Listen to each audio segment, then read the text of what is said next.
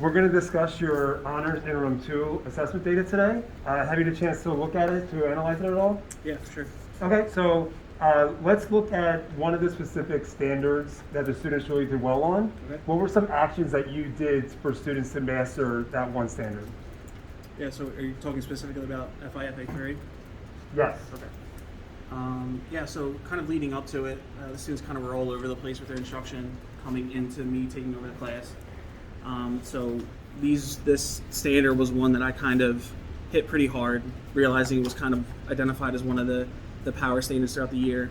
So I hit it pretty hard and gave them some continuous instruction over the course of several weeks leading up to the assessments. Great. So I noticed that quite a few students did master that standard. However, there were some that did not master that, Sure. right? So Yep. before we talk about like what our reteach is going to look like and what we're going to do to meet those students that didn't meet that standard, I want us to have a chance to like unpack the standard so we're all clear on kind of what the standard is asking students to do, and then also what they need to know in order to master that standard. Okay. So I wrote the standard up here in the chart paper. We're looking at a function standard.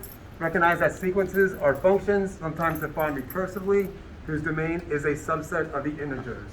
So in my T chart here, what do students need to know in order to master this specific standard? So I think the first thing they have to understand is how to define functions using function notation. Define functions Using function notation. and using function notation, okay? And then I think kind of pairing directly with that, the difference between that notation and like recursive notation. All right, so the differences between recursive and what else? And the first one, defining functions using function notation. And Little defining functions. Okay, good. What else? Did I miss anything? Yeah, I think there needs to be real strong knowledge of how to evaluate functions. It's kind of like plugging numbers in, but it's a really important task. How to evaluate functions. Okay. And then lastly, like different ways to represent the function, whether it's tables or graphs or listing them on a graph, like a coordinate pair. Function representation. Yep. Okay, great. All right, so now we know that what they need to know in order to meet the standard. Sure. What's the evidence? What do you need to show in order to do so? Yep. Sure. So I think when you define functions using function notation, there's an explicit like statement of the function. So like clearly stating the function itself. All right, so stating the function in the response. Okay.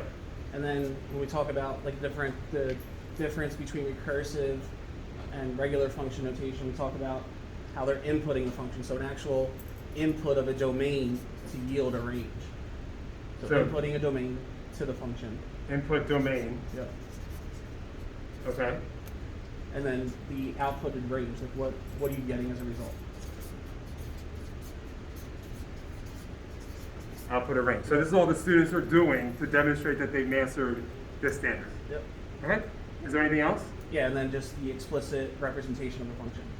So whether it's a table or points or however the prompt asks them to do that. Explicit representation of function. Yep. Okay, cool. All right, so now that we know that, now that we've normed and agreed on what students need to know, what they need to show in order to master the standard, let's actually take a look at the student work. Sure.